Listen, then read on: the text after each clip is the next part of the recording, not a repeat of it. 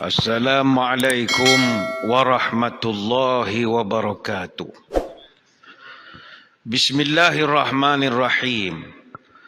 Alhamdulillahi hamdan katsiran tayyiban mubarakan fihi kama yanbaghi li jalali wajhikal karim wa li azimi sultanik. Allahumma salli ala Sayyidina Muhammadin abdika wa rasulika nabiyil ummi wa ala alihi wa sahbihi wa sallim.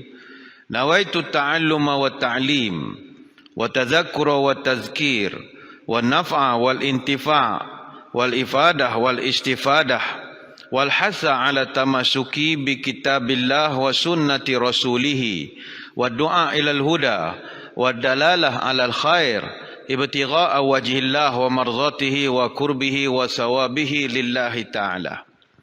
Subhanal malikil quddus.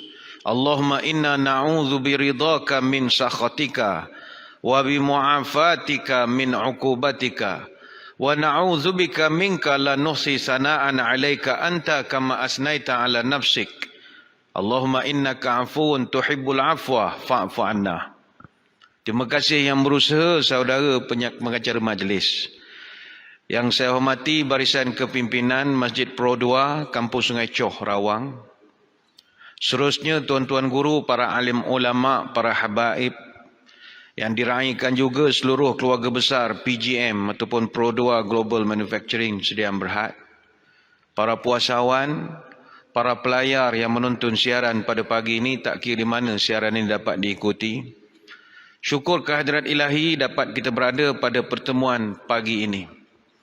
Saya merasa tersanjung dapat menyampaikan syarahan di Masjid Pro 2 ini bersama dengan warga Pro 2. Kali terakhir saya berceramah dengan warga Pro 2 di Rawang ini, kira-kira 3,332 hari yang lalu. Hari Sabtu 9 hari bulan Mac tahun 2013. Pukul 9 pagi. Maknanya sudah 9 tahun, 1 bulan, 14 hari. Dan saya sangat yakin tuan-tuan tak ingat dah apa yang saya ceramahkan ketika itu. Ketika itu kita membicarakan tajuk membina keluarga sakinah. Alhamdulillah, sejak daripada kedatangan berceramah di Pro 2 itu, daripada generasi kancil, bawa ke rusa, bawa ke kembara, kenari, kelisa, Maibi, Biba, Alza, Beza, Azia, Arus, sampailah Ativa, kita melihat begitu banyak perkembangan yang baik. Dan kita rakyat Malaysia sentiasa mendoakan kejayaan rakan-rakan kita khususnya di PGM ini. Dan di PGM di Pro 2 ini, tahniah begitu luar biasa sekali. Dapat nilai purata DPU, mana defect per unit untuk PGM 0.1. Ini champion betul lah. Maknanya satu kecacatan untuk setiap 10 kenderaan. Oh, itu terror betul. Tapi tak boleh nak lawan dengan abang-abang besar di Jepun sanalah, macam di Toyota. Kalau di Jepun 0.01 DPU, maknanya satu kecacatan dalam 100 unit kenderaan. Itu luar biasa sekali. Tapi kalau nak bagi kita punya DPU kita bagus, kurangkan inspection lah, selesai masalah. Yang gecek beri sangat tu siapa suruh? Ni gurau saja ya. Hadirin hadirat sekalian, saya diminta menyampaikan satu tajuk klise ya, takwa selepas Ramadan. Alhamdulillah, Ramadan 21 sedang bertandang. Semua yang beriman kini diundang. Membaca zikir Al-Quran berkumandang, Lailatul Qadar marilah dihadang. Sungguh beruntung mereka yang dapat menjadi kurnia berlipat-lipat. Kepada Allah mereka mendekat, itulah buah amal yang berkat. Ya, kalau kita rujuk kepada main objektif, Ramadan adalah untuk menghasilkan graduan takwa. Itu main objektif. Kalau kita buat postgrad punya kajian, persoalan kajian ataupun research objektif, research question adalah Ramadan ini utama dia adalah la'allakum tattaqun. Nak melahirkan orang takwa, graduate dalam bidang takwa ini. Maka bagaimanakah nak mendapatkan graduan takwa ini? Dia ada proses. Prosesnya adalah melalui departments ataupun unit-unit yang berbeza dalam kilang Ramadan. Kalau Ramadan ni umpama satu kilang, macam kita di sini, ada stamping, body assembly, ada painting, engine and transmission assembly, ada trim and final assembly, ada unit pemasangan tayar ke apa ke. Setiap unit atau department ini, dia ada produk dia. Menghasilkan satu yang dinamakan sebagai kenderaan. Maka Ramadan, kalau kita ikut prinsip quality, input, proses, output, itu teorinya.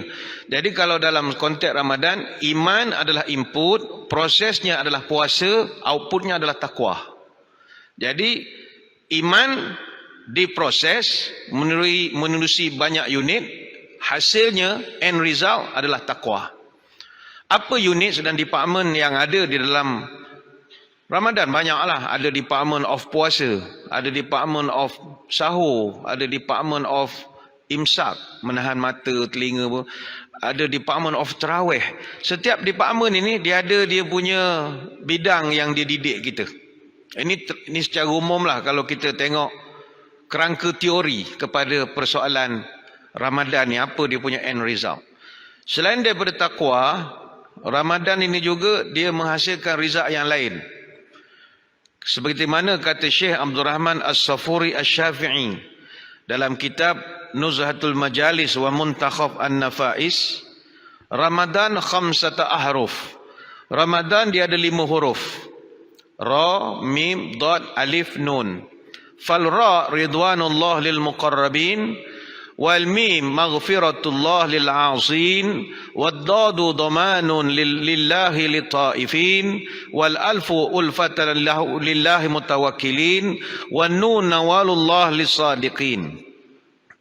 Pertama kata dia adalah huruf Ra. Ra mewakili perkataan redha. Iaitu Ramadan ini end result dia adalah dapatlah keredaan Allah, yang mana Allah beri redha kepada hambanya yang terpilih. Kita garis bawahkan perkataan yang terpilih, tak semua orang. Yang kedua, wal mim. Mim ni maghfirah, keampunan Allah. Yang resultnya adalah keampunan. Dad, Doman, maknanya jaminan Allah kepada orang beribadah. Dia dapat garanti lah daripada Allah, jauh pada neraka, masuk surga. Yang keempat, alif, itu ulfah, maknanya kecintaan. End result daripada Ramadan adalah kecintaan Allah kepada orang yang tawakal. Dan yang kelima, nun. Nun ni mewakili perkataan nawal. Nawal artinya anugerah. Maknanya resultnya adalah orang yang Ramadan ini dijalani dengan cara baik, dia akan dapat anugerah kepada Allah. Kata para ulama, khusus anugerah ni kepada orang yang jujur, amanah. Jadi kalau kita membicarakan tentang apa end produk daripada Ramadan, itu memang banyak. Tapi main objektif takwa. Takwa. Saudara-saudari sekalian, bagaimanakah kita nak melihat takwa kita sampai ataupun tidak? Ada satu checklist yang diberikan oleh Profesor Dr. Yusuf Al-Qardawi rahimahullah, berkenaan tentang kesan Ramadan kepada kita para puasawan ini. Kalau kesan ini tidak ada, maka bolehlah kita pertikaikan ketakwaan kita. Pertama kata dia, antara checklist yang boleh kita tengok, nombor 1, seorang puasawan yang benar-benar dah mencapai takwa, dia ada rasa jiwa lebih bersih. Dia rasa jiwanya lebih ikhlas daripada sebelum daripada ini. Sebab Ramadan ini salah satu daripada modul yang Allah tetapkan di dalam latihan Ramadan adalah latihan keikhlasan. Modul ini tak dapat pada bulan lain. Sepanjang Ramadan kita diajar ikhlas menerusi puasa. Kita pagi ni, pagi cuti, kalau tuan-tuan pukul 7 tadi sebelum datang masjid, buka peti air, makanan banyak. Anak tidur. Kalau kita nak nyuap keping 2 coklat ke apa, kuih raya dah berbalam-balam beli kan, makan je. Tapi kita fikir, aku kena jujur dengan diri aku sendiri. Dia mendidik kita. Jadi menjadikan kita lebih ikhlas. Dan puasa memang ibadat yang sangat ikhlas. Bahkan kalau orang tak puasa pun kita tak kenal dia tak puasa. Puan-puan mungkin ada yang tak puasa, kami tak tahu pun. Sebab puasa dia tak ada indikator. Kalau semayang ada tanda. Dah hitam macam-macam. Pakaian, pakai mengkana, pakai telekung. Oh ni orang semayang lah. Haji ada tanda, nama pun ada haji, name tag pun tulis haji. Kita tak ada tanda. Zakat ada resit. Orang pun boleh puji. Tapi puasa tak ada KPI, dia tak ada indikator ukuran manusia, tak ada. Orang boleh puji semayang, ustaz. Dia semayang khusyuk ustaz. Kenapa pula? Oh, tengok muka dia berkerut-kerut ustaz. Mana dia khusyuk, dia sebut alhamdulillah tu bersungguh-sungguh. Walau bawal, kita tengok bersungguh pak cik ni semayang. Tengok ustaz, orang tu malas semayang. Tangan dia bawah pusat, malas. Artinya boleh diukur. Ustaz, orang tu zakat bagus, tak kedekut langsung. Apa sah? Zakat RM7, dia bagi RM50, keep the chain. Bagus dia ustaz. Tapi orang tu kedekut tu ustaz, dia tunggu juga orang amil tu mencari belen, dia nak pulang. Kedekut, kita boleh ukur. Ustaz, orang tu haji dia mabrur ustaz. Apa sah pula? Oh, dia semangat ustaz, tangan dia melontar. Orang lain lontar jamrah biasa, dia penuh drama. Orang lain lontar begitu ya, dia bismillah Allahu akbar, macam ada setan betul dalam tu. Bismillah rajman lisayatin. Cara dia baling tu memang drama betul lah. Habis 7 biji batu, payung pula dia ambil. Baling payung dalam tempat tu. Dengan selipar-selipar dia lempar, marah betul dia ke setan. Jadi orang boleh ukur. Ustaz, yang ni haji dorok cetong ustaz. Berapa pula? Semayang bilik yang malah, tak haram pergi ke masjid dia ni. Jadi orang boleh ukur. Tapi puasa apa ukuran? Tak ada. Ustaz, dia puasa bagus lah. Apa ukurannya? Dia 5 minit sekali beludah ustaz. Mana dia jaga? Nak telan liur boleh takut. Mana jaga betul? Tak, bukan itu ukuran dia. Artinya, ni kata Syekh Qaradawi, puasa, orang yang takwa ni, dia dapat kesan, perasaan lebih bersih dan lebih ikhlas. Sebab itulah level orang yang puasa ni, dia ada level-level dia. Kita berdoa kepada Allah, dengan umur kita sekarang, dapatlah kita ni level first class. Dia puasa ni ada kelas dia. Kalau kelas ni kata Ibn Qudamah Al-Maqdisi dalam kitab Mukhtasar Minhajul Qasidin, kelas yang paling bawah namanya Saumul Umum. Saumul Umum ni, fahuwa kaffu batni wal farji an qada'i syahwah. Puasa level paling bawah. Orang yang puasa perut dan juga kemaluan. Dia jaga diri dia daripada jangan makan, jangan bergaul dengan isteri. Bagi kita tu hebat dah. Tapi itu level yang paling bawah. Level paling bawah. Dia puasa ni, kalau kita umpamakan puasa ni sebagai pesawat kapal terbang, tuan-tuan sebagai penumpang, tuan-tuan nak duduk kelas mana? Level kita. Kalau saumul umum ni, ekonomi kelas. Bukan kita hina ekonomi kelas. Tapi dengan level tuan-tuan sekarang, M1, M2 punya level, takkan ekonomi kelas. Kong-kong business kelas. Business tu pun kecil. Business premium. First class mahal sangat, bankrupt kilang bayar kalau naik first class. Business premium lah. Takkan naik business, takkan naik ekonomi kelas daripada sekolah naik business kelas. Naik ekonomi kelas. Ekonomi kelas ni tuan-tuan, kalau kita naik kapal terbang, layanan pun biasa-biasa je. Kalau naik ekonomi kelas, minta selimut sampai Kuala Lumpur tak dapat lagi. Naik ekonomi minta macam-macam, selimut lah, bantal. Ingat pramugari nak melayan. Ekonomi kelas, dia bagi air oren tu je dengan kacang tu wujud. Air panas jangan mimpi lah. Kopi, tea, sedap sangat order. Boleh saya minta Milo? Engkau ingatkan business kelas. Dia akan bagi alasan, minta maaf kita ada turbulence, tak boleh nak buat hot drink. Sepadai ke muka. Engkau minum je lah air oren tu bergelas-gelas. Sebab ekonomi kelas. Layanan biasa-biasa. Cuba duduk business kelas. Baru duduk dia kenal dah kita. Apa khabar encik dia? Encik ada nak minum air apa-apa sebelum kita take off? Bagi tawa panas ada, tawa sejuk ada. Kan lain. Sebab itu bila business class dia panggil saumul khusus. Orang yang puasa level khusus, fahuwa kafun nazar wal lisan wal yad wal rijli was sama wal basar wasair jawaril anil asam. Orang business class punya puasa ini, dia bukan lagi jaga perut dan tekak, tapi dia jaga mata, jaga telinga, jaga segala panca indera. Maaf, orang kalau puasa saumul khusus, tak tengok dah Netflix bulan ni. Tak menengok dah Netflix, tak ada masa. Bukan tak nak menengok, takut tertengok benda tak senonoh. Macam ni hari weekdays, weekend, Sabtu Ahad, tak ada kerja. Ada orang tengok Netflix, awak puasa, tapi mata tak jaga.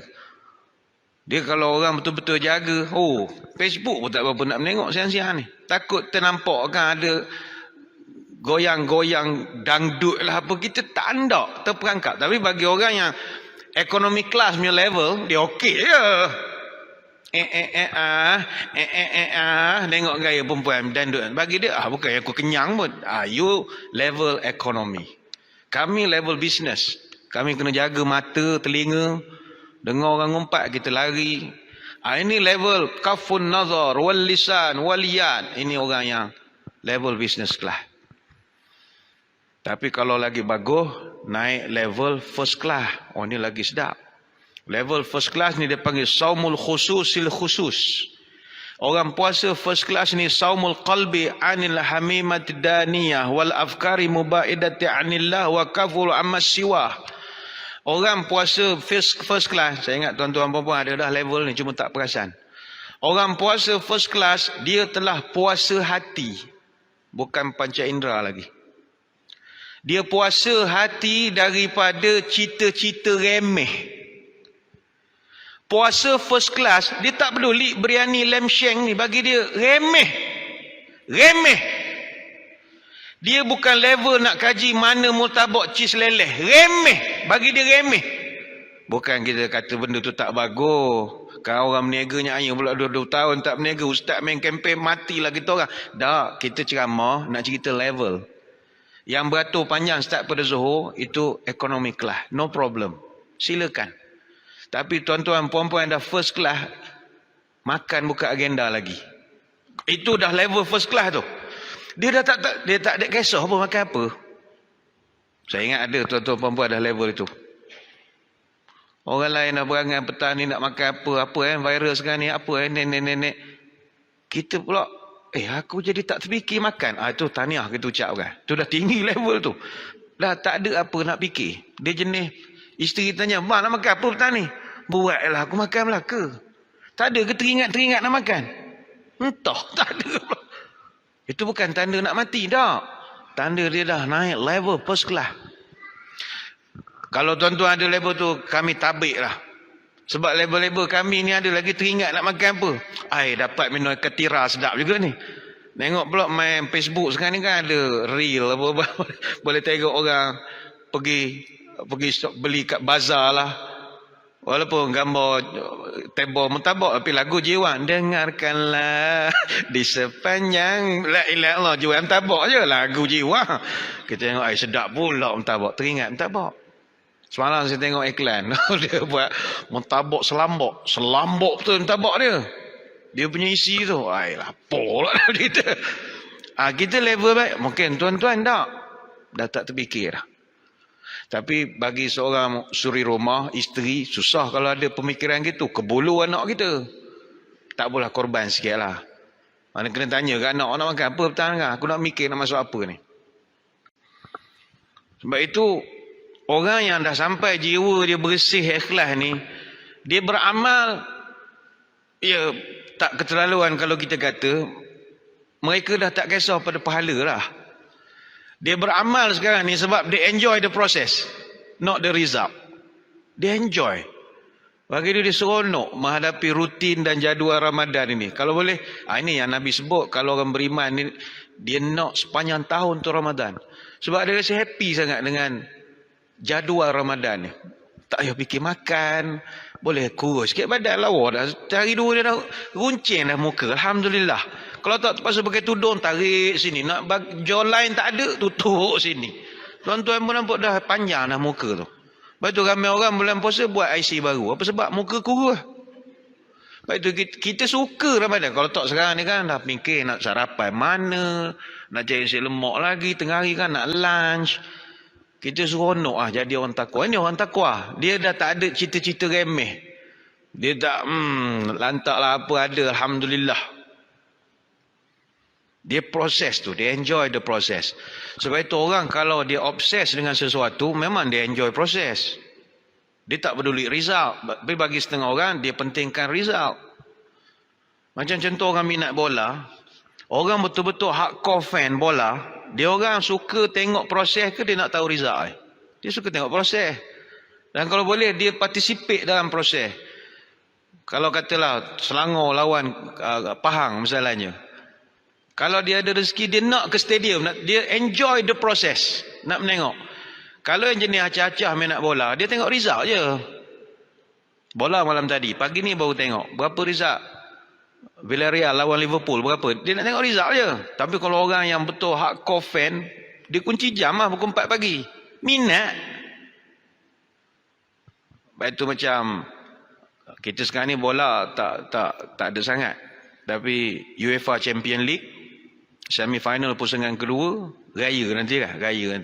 Kita ada 2 semi-final pusingan kedua, Villarreal lawan Liverpool 4 hari bulan.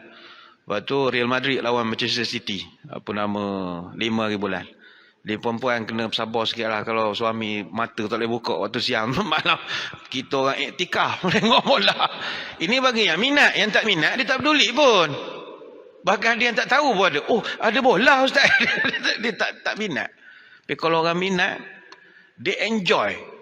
Dia enjoy. Bagi kita, gila buat-buat ni. Buruk mata pergi beraya rumah orang sebab malam tu dia tengok bola. Tak, dia okey je. Sebab dia enjoy. Bahkan orang yang enjoy dengan sesuatu, dia kalah pun dia okey. Saya ambil contoh. Katalah Masjid Pro 2 buat perlawanan persahabatan, panggil Real Madrid. Katalah duit banyak ke apa, big boss pun okey. Saja nak bagi seronok-seronok. Masjid Pro 2 lawan Real Madrid, perlawanan persahabatan. Main dekat Padang Pro 2. Main pula tuan-tuan kalah 16-0. Tapi adakah tuan-tuan kecewa? Tak. Bahkan dia jadi satu momen indah bagi kita. Padahal kalah tu bukan kejayaan pun. Baik tu bukan semua kejayaan itu mengembirakan. Ada masa bagi orang yang enjoy the process, dia bukan kisah result. Kalah, menang, lulus, tak lulus, aku peduli apa? Aku happy je. Apatah lagi kalau kita pula main dalam perlawanan tu, kita jadi keselebasan utama. Kita berjaya gelecek Karim Benzema misalnya. Oh, boleh ayam kan dia? Celah bola, celah kangkang. Puk, 20 sen ni. Lepas tu kita pula ayamkan lagi Marcelo. Kapten Marcelo. Rambut panjang, padan dengan muka, tak nampak kita. Marcelo kena ayam dia kita. Sampai depan keeper, apa ni? Courtois, keeper dia. Lepas tu kita pun sepak. Kena tiang. Aduh, tak gol pula dah. Tapi kita tak kecewa. Bahkan kita akan share cerita tu sampai ke anak cucu. Aki dulu lawan Real Madrid. Jangan main-main ni. Nampak je orang tua ni. Lawan Real Madrid. Aki lawan, Aki gelecek Karim Benzema, Marcelo, Courtois, habis semua. Gol dah Aki? Tak gol. Tendang, tonjol pula dah. Tapi kita enjoy cerita. Apa sebab? Enjoy. Sebab itu orang putih kata success is a journey, not a destination. The doing is often more important than the outcome. Ini yang puasawan level first class dia dapat. Bagi kita yang level bawah-bawah, tunggu raya kita. Bila nak raya, aku nak raya je. Saya percaya ada di kalangan tuan-tuan puan-puan dah pun sampai kepada makam itu walaupun tak ada ceramah ni. Cuma hanya, oh ini ke istilahnya ustaz. Saya tak tahu ni istilah dia. Tapi itulah yang saya dah rasa sekarang. Tahniah kita ucapkan. Yang ini tuan-tuan puan-puan nak cerita ke orang pun tak boleh sebab dia rasa. Ilmu rasa bukan ilmu didebatkan. Kita doalah kepada Allah boleh mengikut jejak langkah orang-orang ni. Ini dah level takwa ni. Dia dah enjoy dengan puasa. Seronok dia dengan puasa. Itu yang pertama kata Yusuf Al-Qaradawi. Yang kedua indikator orang yang dah sampai kepada makam takwa ini. Fizikal dia bertambah sehat. Jiwa dia semakin bahagia sepanjang puasa. Kalau kita sepanjang puasa ni makin tak sehat, something wrong somewhere. Makin puasa makin tak sehat, something wrong somewhere. Alhamdulillah, kita sepanjang 21 hari Ramadan ini, dari sudut fizikal, semua organ gastroenterologi kita telah berjaya direhatkan sesempurna mungkin. Setelah mereka selama 11 bulan bekerja luar biasa sekali. Bayangkanlah perut kita kalau kilang, itu mogok dia, lama dah mogok, tak daya dia. Perut dengan rembesan hidrokloriknya nak memecahkan protein, kolon dengan pergerakannya mengeluarkan sisa makanan melalui rektum, saluran anus dan sebagainya lagi. Dan kilang itu tak berhenti. Manusia pula kerjanya mengunyahnya kerja. Ngunyah. Dia penat. Tiba-tiba dah 21 hari ni, kurang pula bekerja. Tapi ada orang dia 14 jam dia berehat lah. Masuk maghrib sekarang dengan cis leleh, cis tabu, cis macam-macam. Cis kau! Marah perut tu. Cis berdebah kau dia. Banyak sangat cis. Bukan tak boleh makan cis. Benda tu sikit okey. Kalau dah banyak esok rosak badan kita. Rosak badan. Jadi kalau tuan-tuan 21 hari ni dah makin sihat, alhamdulillah. Badan makin lawa, pinggang seluar, longgar, muka dah panjang. Tahniah. Tahniah. Ini orang-orang yang bahagia, dikatakan bahagia, kata Yusuf Al-Qaradawi. Yang ketiga, indikator orang yang dah sampai kepada makam takwa itu semakin kendurnya gelora seksual khususnya dan juga ada pertambahan gairah untuk beribadah. Apatah lagi masuk 10 Ramadan yang akhir ini, kalau ikut kepada sunnah Nabi SAW, dia akan mengetatkan ikatan pinggang. Ini ada dua pengertian. Pertama, mengetatkan ikatan pinggang artinya dah makan sikit. Sebab orang kalau ketat pinggang, dia dah tak boleh nak makan beria. Tuan-tuan tak percaya, maghrib sekarang ada member ajak kita iftar. Tak payah sebut iftar lah, berbuka. Kita berbuka puasa di luar. Tuan-tuan cuba pakai barut, pakai gedel, pakai benda yang mengetatkan perut. Cuba tengok berapa makanan je kita boleh makan. Tak boleh sumbat banyak sebab ruang dah tak ada. Macam orang perempuan kan selalu dia pakai barut. Orang panggil barut, sekarang panggil gedel. Tujuan nak bagi rampingkan. Bila pakai tu, nak makan tak lepas. Tak ada ruang. Tuan-tuan try lah petang lah. Tapi bazir lah bayar makan buffet dah RM100. Kalau setakat makan kuih, minta makan rumah je. Terpaksa lah menyuap juga banyak mana yang ada. Jadi pertama, Nabi ikatkan ikatan pinggang sebab dia makan dah sikit. Yang kedua, ikat pinggang itu simbolik Nabi sudah tidak menggauli isteri-isterinya lagi. Mana 10 yang terakhir Nabi konsentrate ibadat betul. Tak ada dah nak sama dengan isteri apa tak ada. Ini terpulang pada tuan-tuan. Nak ceritakan bagaimana Nabi menyikapi 10 yang terakhir. Jadi orang yang takwa itu kata Yusuf Al-Qaradawi, dia telah berjaya mengendurkan nafsu dia. Baik itu kata Imam Al-Ghazali rahimahullah. Nafsu ni dia macam kuda liar, kuda gila, melompat sana melompat sini. Kuda itu kata Imam Al-Ghazali jangan kau bunuh dia sebab sebenarnya dia boleh digunakan. Bagaimana cara nak menggunakan balik kuda itu? Pertama, jangan bagi dia makan banyak sangat. Yang kedua, bebankan kuda itu dengan barang berat supaya dia tak melompat. Maka itulah nafsu. Nafsu, jangan kau bunuh nafsu. Nafsu kena ada. Kita pula nak buang nafsu. Cukur kepala, pakai baju kain dua lai, duduk atas gunung mana tak nak campur orang. Tak boleh begitu. Nafsu, you jangan bunuh dia. Tapi jinakkan. Sebagaimana kuda tadi, pertama jangan bagi dia makan. Maka kita kalau nafsu, banyakkan berpuasa. Puasa dia menjinak, dia tak kata membuang nafsu, menjinakkan nafsu. Dan kuda tadi yang kedua kita bebankan dengan ibadat, maknanya kita bebankan nafsu kita ni dengan ibadah. Kalau kuda bebankan dengan barang berat, yang ni bebankan dengan ibadah. Tidak ada orang boleh menafikan bahawa puasa itu boleh menjinakkan nafsu. Tak ada orang boleh nafikan. Ya ma'syarasy syabab, man istata'a minkumul ba'ah falyatazawwaj. Nabi pernah sebut, wahai orang muda-muda, kalau mu dah ada ra. Ba'ah ni mana ra. Artinya kalau dia dah start tengok orang puan, dia mari ra. Ra gitu. Berasa hendak. Maka falyatazawwaj, hendaklah kamu kahwin. Wa man lam yastati'. Tapi kalau kamu tak mampu nak kahwin, kerana duit tak ada, keluarga family perempuan tak bagi, atau peraturan kolej tempat you belajar tak bagi kahwin masa belajar, lam yastati', tak mampu nak kahwin. Apa kau kena buat? Fa'alai bisaum. Puasalah kamu. Kenapa kena puasa? Fa'innahu lahu wija'. Sebab Nabi sebut puasa ni boleh menjerut nafsu. Artinya kedudukan puasa sebagai pengekang nafsu, no doubt about it. Tak ada keraguan. Puasalah. Tapi saya tidak kata 100%. Ada je orang boleh bernafsu ketika bulan Ramadan, boleh je. Dan itu pernah berlaku. Teringat saya di zaman Nabi SAW, kata Abu Hurairah, ni satu riwayat lah. Bainama nahnu julusun inda Nabi SAW, iz ja'ahu rajulun faqala ya Rasulullah halaktu. Kata Abu Hurairah, pernah sekali kami duduk bersama dengan Nabi. Tiba-tiba datang satu orang sahabat, tak semena-mena dia menjerit kepada Nabi, ya Rasulullah, ya Rasulullah, halaktu ya Rasulullah, Jahannam saya Rasulullah, Jahannam, Jahannam. Dia kata dia Jahannam. Maka Nabi ketika itu lantas bertanya, malaka, apa halnya, apa yang Jahannamnya? Kata laki ni, waqa'tu ala imrati wa ana sa'imun. Bala ni ya Rasulullah. Apa bala?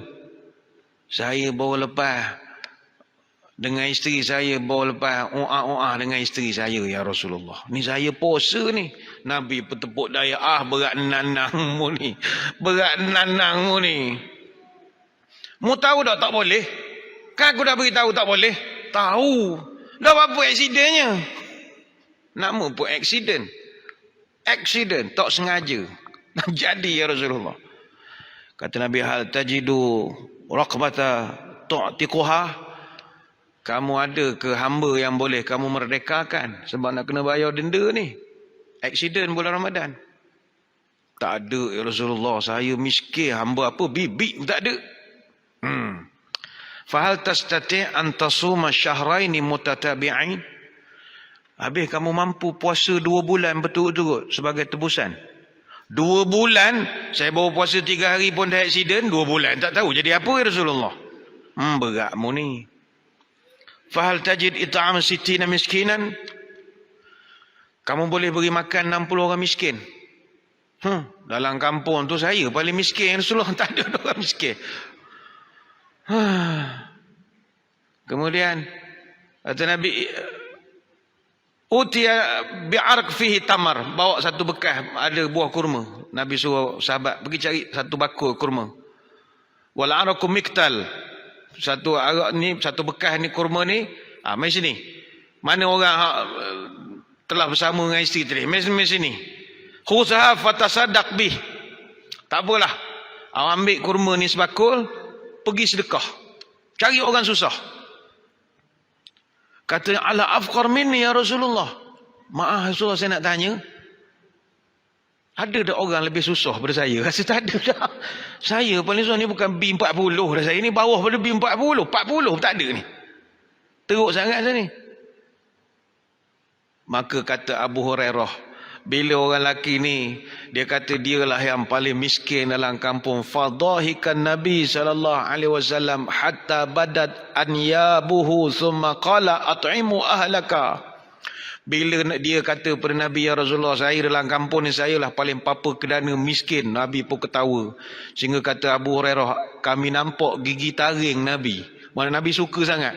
Kata Nabi, kamu ni dah tahu miskin, susah, yang pergi bantai isteri siang hari tu apa hal? Nabi gelak, tak apalah.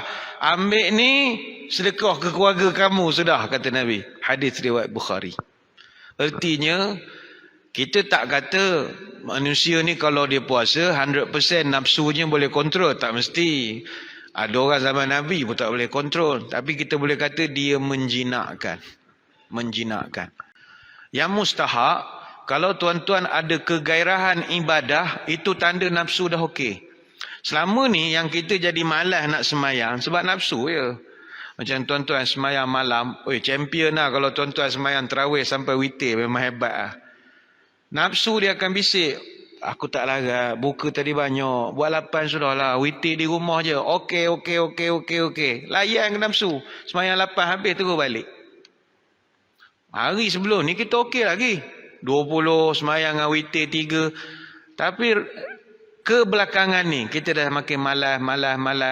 Mungkin sebab lagu raya pun dah banyak apa semua. Dia menyebab kita jadi merudum performance itu. Tapi bagi orang yang boleh gairah lagi ibadah, itu indikator nafsu dia kontrol betul. Nafsu ni bukan nafsu ni tuan-tuan bayang nafsu dengan isteri saja, dah. Nafsu membuta, nafsu makan, macam-macam. Dia akan ganggu kita. Baru nak takbir sembahyang isyak, Allahu Akbar. Nafsu, tidur je lah. Kau tidur dulu. Kau pukul 10 bangun, kau sembahyang lah. Dia mainkan kita. Baik itu tahniah bagi orang yang boleh melawan bisikan-bisikan itu dan meneruskan sembahyang bersama imam sampai rakaat yang terakhir. Sebab kegairahan ibadah adalah indikator orang yang berjaya mengawal nafsu. Min sawabil hasanati al-hasanatu ba'daha. Di antara tanda kebaikan seorang itu diterima adalah kebaikannya itu akan membuahkan kebaikan yang lain. Contoh, tuan-tuan kalau nak tahu, Ramadan 1443 2022 adakah diterima oleh Allah? Dari segi penerimaan di sisi Allah okey atau tidak? Macam mana nak tahu? Apa indikator theory of acceptance itu tadi? Apa tanda kita nak tahu kita ni ada diterima ibadat kita? Mudah saja, min sawabil hasanah al hasanatu ba'daha. Kebaikan kita akan melahirkan kebaikan yang baru. Jadi kalau nak mudah ceritanya, siapa yang berjaya puasa 6 tahun ini, itu tanda Ramadan dia diterima. Tuan-tuan puan-puan nak tahu last year punya Ramadan Allah terima ke tidak? Tuan-tuan puasa 6 ke tidak? Kalau puasa 6, tahniah kita ucapkan. Sebab dia kebaikan, dia mesti memberanakkan kebaikan baru. Puasa 6 tu adalah kebaikan baru. Dan kita berjaya buat. Walaupun dalam tahap malam-malam kita tu tak adalah hari-hari. Hari ni buat, esok berbuka pula tengah hari, lusa buat. Okey lah, dapat juga grade. Grade jugalah, walaupun semput-semput. Ada orang tak grade langsung, mati syahid je. Sampai sudah, berapa hari? 4 hari lagi. Berapa hari puasa? 4 hari manjang. Tahniahlah kepada yang puasa 6. Tandanya Ramadan tuan-tuan tahun lepas, lulus. Minor correction sajalah sikit, tak adalah lulus tanpa teruk sangat correctionnya. Tapi bagi yang tak puasa langsung, bukanlah kita kata Ramadan tuan-tuan tak lulus tapi tak dapat first class honor. Itu saja. Lulus probation, mungkin 2.5 CGPA, tak adalah tinggi sangat. Tapi kalau yang boleh puasa 6, first class. Tahniah. Sebab itu kita ibadat sekarang ni bukan kita dah nak kepada setakat buat, tapi kita dah nak kepada kualiti ya. Kita di sini kan mementingkan kualiti, zero defect apa semua. Maka ibadat pun kalau boleh kita nak score yang bagus-bagus. Kalau orang belajar pun dia kena ada KPI. KPI dia apa? Kalau postgrad dia nak GOT, graduate on time. Atau mungkin awal lagi daripada itu. Ini KPI dia panggil. Kalau setakat belajar biasa sajalah. Jom Ramadan tahun ini saya pesan pada diri saya dan tuan-tuan puan-puan, puasa 6 jangan tinggal. Benda tu tak wajib. Tapi hanya boleh dilakukan oleh orang yang level tinggi saja. Dan kitalah yang level itu. Mudah-mudahan lah. Sama juga, tuan-tuan nak tahu tuan-tuan punya ibadat umrah diterima oleh Allah. Apa indikator? Mungkin baru-baru ni ada yang berbalik Mekah apa semua. Anak tanya, Ustaz, macam mana saya nak tahu umrah saya buat baru ni Allah terima? Mudah saja. Balik daripada Mekah, ada kesinambungan tak ibadah? Kalau tak ada, tak ada lah. Berapa ramai orang, masa di Mekah, hari-hari pergi Masjidil Haram, balik ke Malaysia, haram pergi masjid. Macam mana kau punya... Macam mana nak ukur? Kalau dekat sana kau okey, balik sini KO, tak ada. Sepatutnya bila balik, wah, semayang soh depan lah. Dia ada pertambahan. Sebab dia geram, di sana semayang belakang-belakang. Aku balik ni aku nak semayang belakang imam. Alhamdulillah. Ada nampak min sawabil hasanatu al hasanah ba'daha, kata Nabi. Tanda kebaikan first diterima adalah kebaikan yang first melahirkan kebaikan yang second, third, fourth, etc. etc. Jadi itu yang kedua. Yang ketiga, keempat, kita ingat dah berapa. Untuk kita nak tahu kita punya puasa ni sudah mencapai kepada tahap ketakwaan. Persoalan nafsu memang persoalan besar. Kita tak nafikan nafsu itu raja dalam diri kita ni, nafsu. Dia sebab godaan manusia ni dua saja, setan, nafsu. Setan dah tak ada sebab dia sedang di PKPD kan. Kita tak kata penjara. PKPD, mana boleh order Grab food lagi lah. Boleh panggil lagi, Panda food boleh lagi. Tapi kalau penjara dah tak ada food lagi dah. Kan masa orang PKPD boleh order lagi Panda. Budak tu boleh hantar kat pos polis tu. Itu yang sekarang ni pun masih lagi game PH ada lagi. Game pasir hitam ada lagi. Sebab dia PKPD saja. Tapi ada satu lagi yang tetap tinggal dengan kita, nafsu. Nafsu ni siapa? Bukan luar, kita lah. Kita lah penggoda diri kita sendiri. Yang Allah Ta'ala sebut, Zuhina linnasi hubu syahwah dan nisa wal banin wal qanatir, 5 perkara.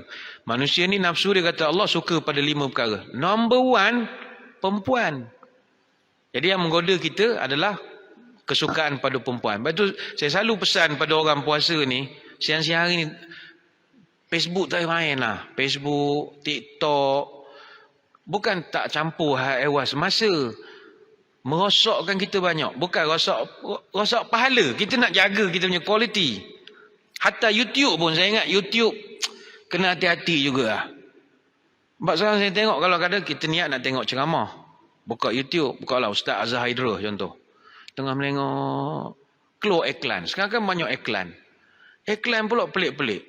Ingin kempiskan perut, bergoyang perut orang perempuan. Kita, sudahlah apa keluar iklan perut dah. Aku ni lah puasa, nampak pusat jujur gitu.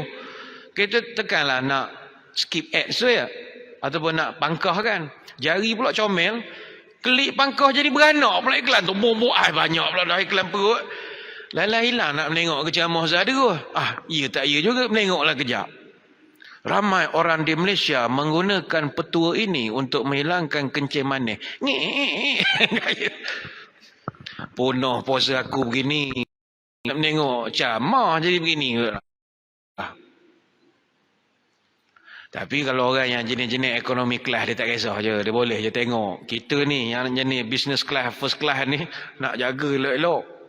Jaga elok-elok. Baik itu kata para ulama'.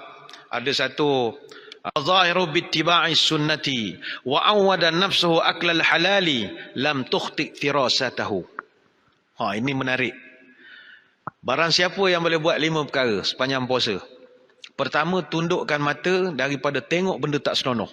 Kontrol betul. Usahakan. Tidak wajib, tapi kalau dapat kontrol, marvelous. Pertama, kontrol pandangan. Yang kedua, tahan nafsu daripada kehendak macam-macam. Nafsu bisik. Sedap tilai boba ni. Lawan. Air masuk, sudah. Terlawan. Sedap makan ni, cheese leleh ni. Lawan. 10 akhir. Aku nak sederhana saja. Dia melawan kehendak dia. Dia sebab bulan puasa ni lah. Allah, air pahit pun sedap. Tak napi. Tengah hari kan Zuhur kumo. Sedap pula air pahit. Bayang air pahit pun rasa sedap. Ni pula tengok member hantar Kuang Hajar punya video. Air temikai. Siap debu jiu tu. Lingunya ayam goreng. Kan ada video-video member WhatsApp group ngusik-ngusik. Adalah 2-3 orang. Kita, sedap pula ayam goreng ni. Lawan. Itu yang dia panggil. Dia lawan kehendak dia. Siapa yang boleh lawan kehendak dia. Kemudian sentiasa menguruskan hatinya daripada menguruskan hatinya untuk sentiasa dekat kepada Allah. Wa amura batinuhu bidawamil muraqabah. Dia sentiasa urus hati dia ingat pada Allah. Baru nak ingat mendengarut, tarik balik, ingat pada Allah. Baru nak marah-marah ke orang, marah anak, marah orang, bawa kereta macam orang gila, tarik balik, ingat pada Allah. Yalah, nak marah tu biasalah bulan puasa ya. Keluar sempang, kita beria tunggu pandang kiri kanan, tengok ada kereta. Sekupa nak masuk corner, tak bagi signal. Hantu raya betul lah orang ni. Ya Allah, aku ni puasa. Mungkin dia ada pegang anak ke. Kita sangka baik sudahlah. Nak marah tu marah. Tapi dia sentiasa amura batinuhu bidawamil muraqabah. Dia sentiasa tarik benda tu. Allah, Allah, Allah. Keluar masjid. Hilang pula selipar aku. Hantu raya betul lah, selipar hilang pula dah. Sabar aku puasa ni. Tarik. Ini ketentuan Allah. Dia jadi sabar sikit. Yang keempat, sentiasa mengamalkan sunnah Nabi. Man wa zahirahu bittiba'i sunnati. Puasa ni diusaha daripada pagi sampai ke malam ikut sunnah Nabi. Ini saya ingat tuan-tuan banyak dah dengar ceramah. Sunnah bermula daripada bangun subuh, bangun sahur, bangun melakukan solat sunat, kemudian kita bersahur. Sahur pula apa makanan terbaik sahur? Kurma kering. Kurma kering. Kurma ada banyak pesen. Kita pula kurma tak berkenal sangat. Tahu kurma Yusuf Tayyuk kita kenalnya. Dia kurma kering ni kurma dry punya dates. Kalau kurma basah, tangan kita melekat dia punya kurma. Itu kurma basah lah. Jadi sunnahnya makan kurma kering.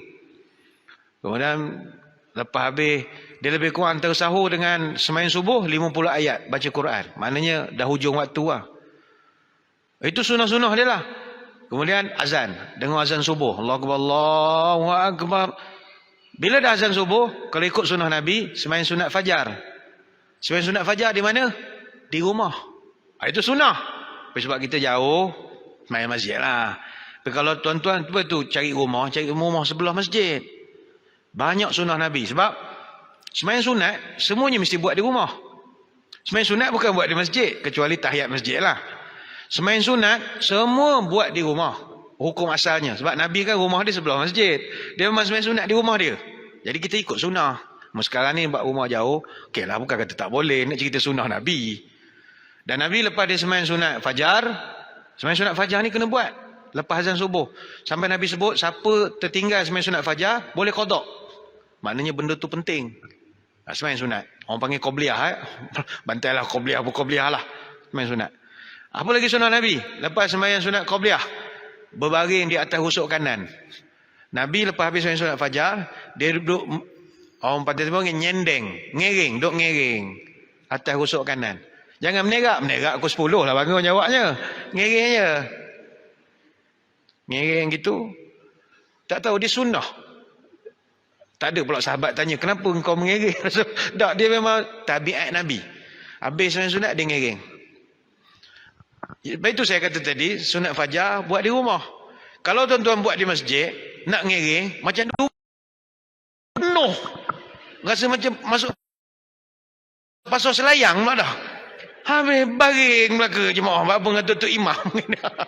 Ada pula jenis mudah membuta tengah. Berkeruh dah. Sudahlah. Itu, ini sunnah Nabi. Itu yang saya sebut sunnah yang ditinggalkan. Macam Bilal bin Rabah dia makanan. Dapat pahala. Sunnah Nabi. Lepas itu jangan sibuk benda lain. Ada orang nak buka dia bantai pergi jogging.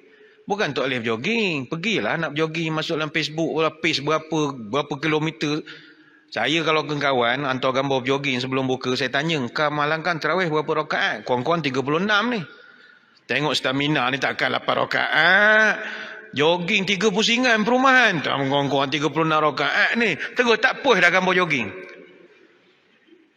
Macam mana kau boleh exercise kayuh bersikal sampai ke mana-mana Bukit Beruntung, sembahyang tarawih 8, tak ada witir pula tu. Memang rapat lah bantai dek kita. Jangan lu hantarlah gambar exercise kalau sembahyang 8 rakaat. Orang stamina kuat ni kurang-kurang 200 rakaat. Sampai pukul 3 pagi sembahyang. Senyap lah hantar gambar cih leleh masing-masing. Jadi kita ikut sunnah duduk depan makanan. Tapi dia lebih kurang dalam 5 minit sebelum buka. Jangan awal sangat. Tuan-tuan jangan lepas asar duduk depan makanan. Angin gitu. Itu makan. Makan pula sunat kurma basah. Kalau sahur kurma kering. Buka kurma basah. Banyaklah kalau saya nak terangkan. Panjang masanya. Tapi dia cuba nak ikut puasa dia. Ikut pattern kelima kata ulama. Wa'awada nafsahu aklal halali. Dan dia disiplinkan dirinya hanya makan benda yang halal. Dan disediakan oleh orang yang semayang, orang baik-baik saja. Lepas itu nak beli makanan di gerai ke di apa ke di hotel ke apa. Tengok-tengok jugalah siapa prepare food kita. Kan tangan-tangan orang tak semayang. Tatu penuh pergi sini. Guna awak makan nak ibadah. Carilah kedai senonoh sikit. Ini subang pakai hidung je lah. Bibir tukar masuk begini lah. Subang. Boleh makan tapi bukan Ramadan lah. Bulan lain lah. Ni, sebab buka ni ibadah. Biarlah dipreparekan. Biarlah disediakan oleh orang baik-baik juga. Marah pula orang meniaga kalau menengok. Ustaz ni asyik nak membunuh orang meniaga. Bukan membunuh. Suruh awak tu senonoh sikit pakai. Nak subang-subang sini. Buat apa rambut blon. Senonoh je lah sikit. Dengan tatu-tatu. Corok lah sikit kau ada tatu pun. Sebab kita ni nak ibadat ni. Makanan ni adalah ibadat. Apakah rizaq? Kalau kita boleh buat 5 perkara ini. Kata ulama, lam tukhti firasatuhu. pirasatnya takkan salah. Siapa yang buat 5 perkara tadi? Puan-puan, kita ni sepatut dengan umur kita sekarang, patut dah sampai dah tahap kita ni firasat tepat. Sepatutnya. Dulu orang tua-tua firasat kuat. Orang tua-tua dia tengok nak hujan ni, firasat dia kuat. Tengok hujan sungguh. Padahal masa dia cakap tu langit terang. Tak adalah tanda awan gelap berarak. Firasat. Tapi umur kita sekarang, padahal kita ni dah berumur dah. Firasat tak pernah betul. Ada orang tuan-tuan saya jumpa, parking dia boleh tahu kosong. Firasat kuat. Kita pusing masuk kawasan shopping tu, tak ada parking ni. Ada. Mana orang nak beli barang raya? Percayalah ada. Slow. Elok titit ada pula orang nak keluar. Firasat dia kuat. Macam mana nak dapat level itu? Buat 5 perkara tadi. Tuan-tuan, puan-puan, kalau ada firasat kuat, kalau benda tu orang nak pergi bazar Ramadan, tobat cari puan-puan, tuan-tuan. Sebab mudah cari parking. Bagus dia ni. Ada guna. Kau tolong tengok sikit sebi mana parking. Oh ada. Firasat kuat lah katakan. Itu contoh saja, gurau sajalah. Firasat macam-macam untuk keselamatan kita. Anak-anak nak keluar. Tak payah keluar lah. Saya pula. Tak payahlah mereka takut ada. Dia gerak hati kuat. Baik itu pendekar-pendekar zaman dulu, wali-wali dulu, semua firasat kuat. Kan kita baca sejarah wali Melayu, Tok Kenali, Tok Seleho. Tu semua orang firasat kuat.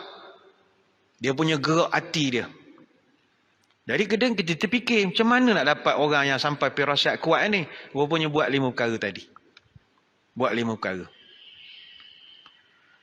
Kemudian apa lagi?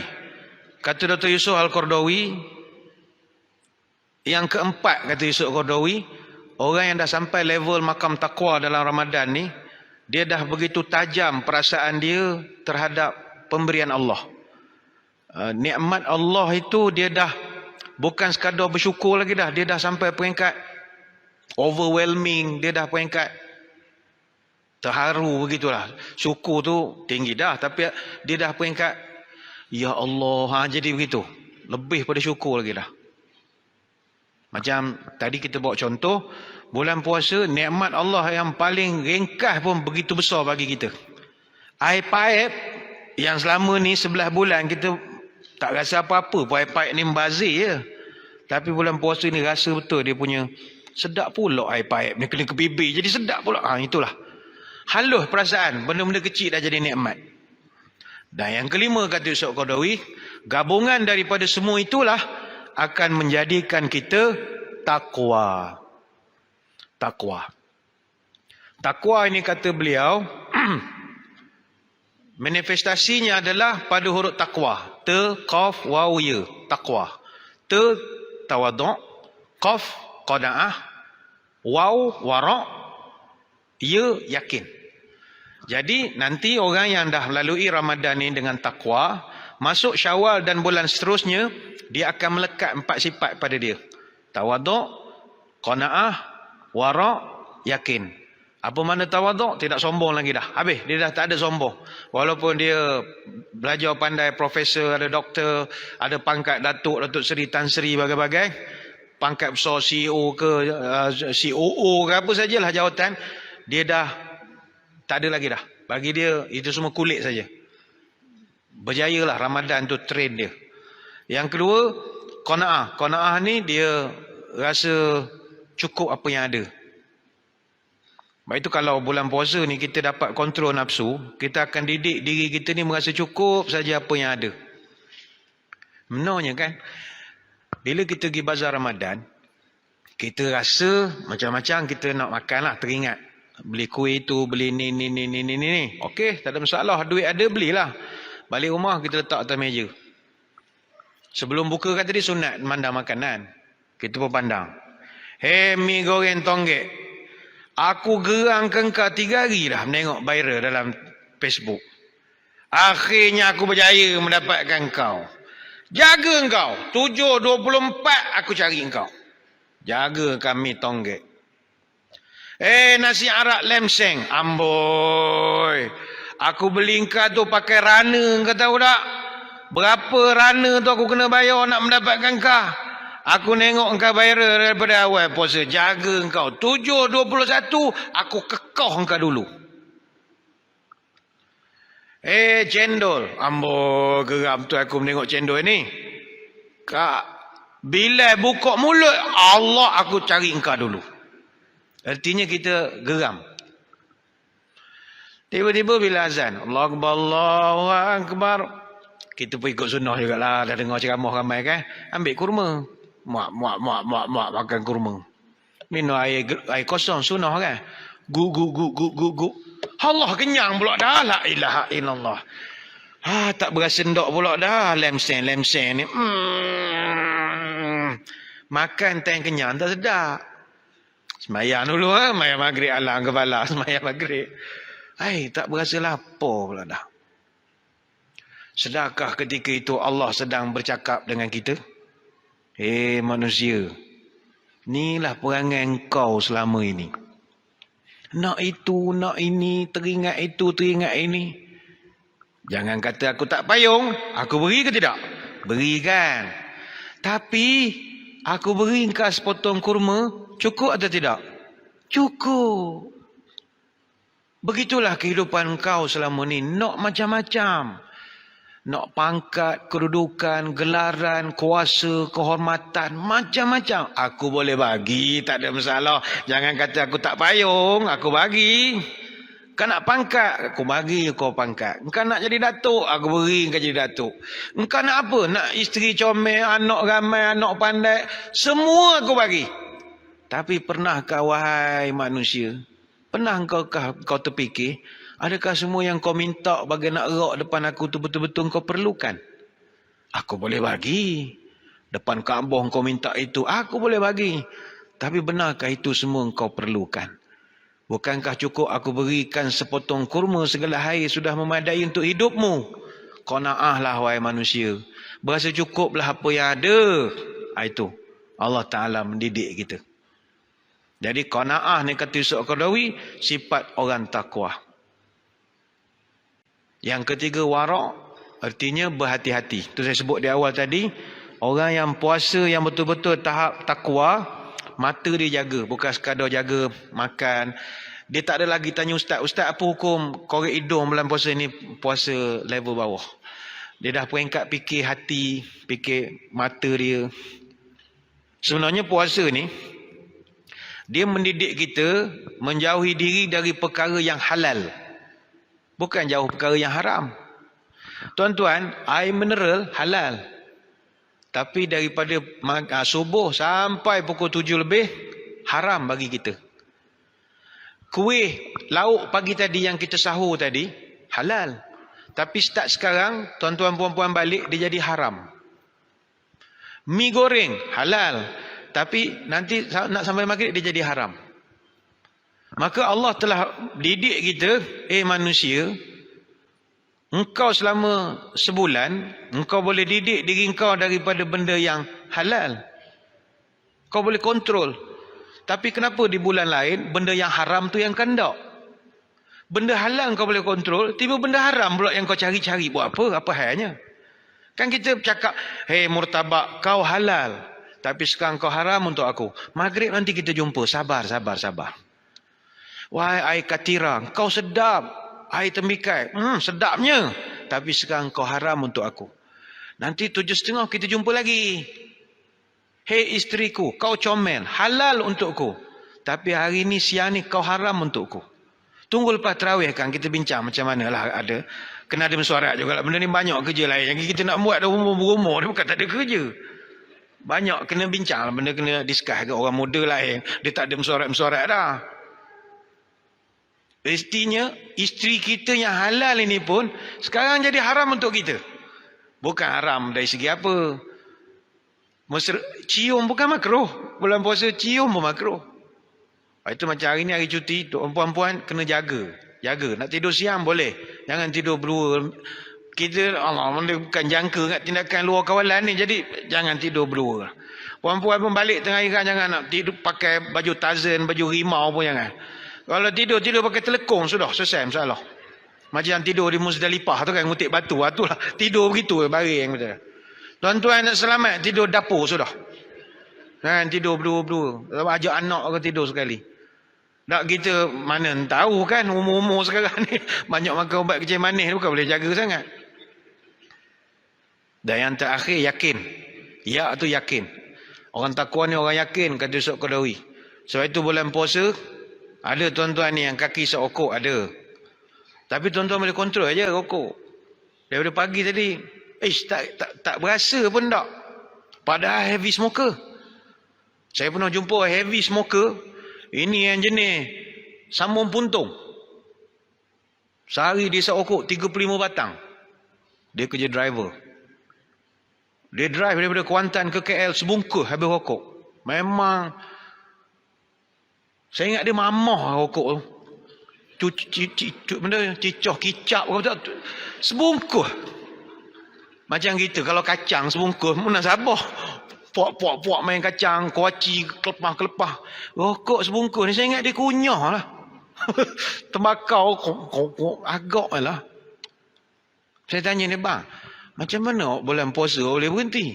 13 jam ni bang. Dia ceramah pula ke saya. Kita kena doa ustaz. Kita kena banyak minta Allah. Sedap sangat kau ceramah ke aku. Tapi ada ke betulnya tu? Sebab saya tanya macam mana abang boleh tahan. Pada bulan lain dia kata, rokok ni benda wajib. Dia kata saya kalau tertinggal handphone saya tak kisah lagi. Tinggal rokok U-turn balik ustaz. Kalau keluar rumah naik kereta tepuk dulu ni poket. Nak cek IC ke apa rokok. Punya memang dia heavy smoker betul. Bukan social smoker lagi dah. Tapi boleh berhenti. Sebab apa? Dia yakin Allah bantu dia.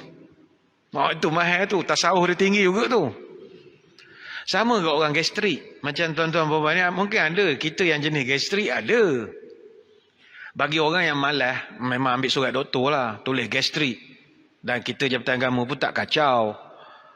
Cuma kadang kita marah. You gastrik. Gas tu sikit je, terik tu yang banyak. Engkau janganlah berdoa sangat.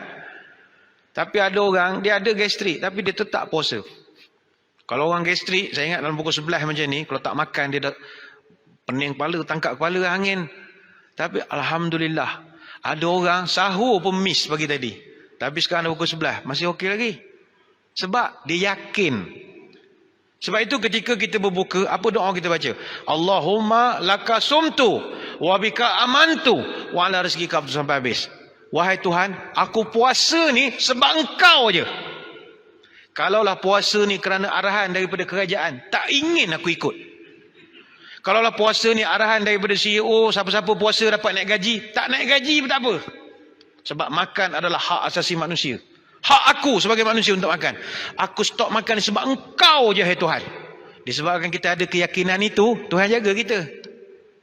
Sebab itu tak ada orang mati kerana puasa, tapi orang mati kerana kebuluh. Padahal sama saja tak makan. Apa sebab? Keyakinan.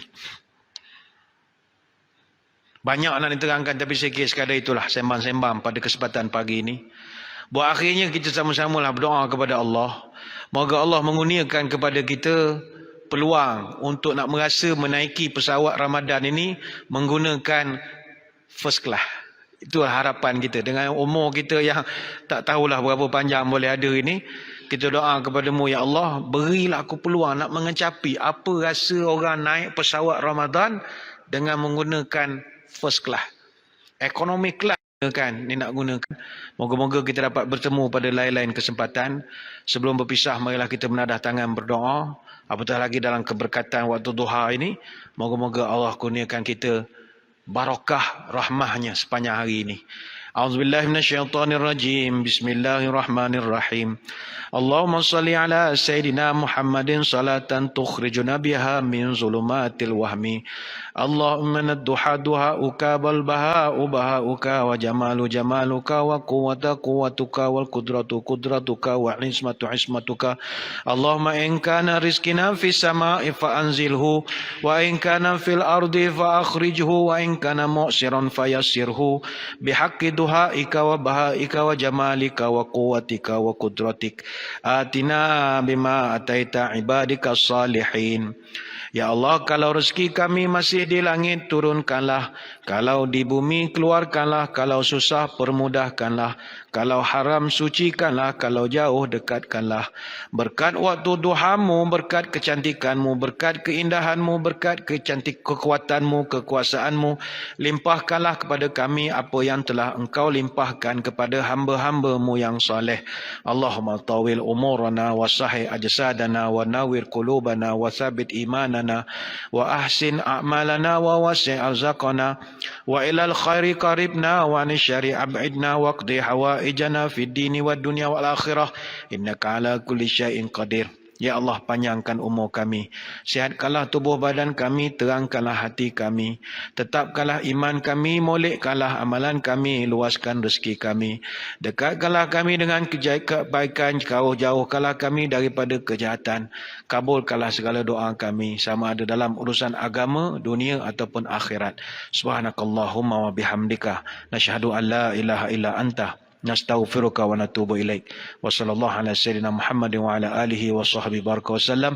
Walhamdulillahi rabbil alamin. Ingat, tingkatkan ibadah, kurangkan juadah.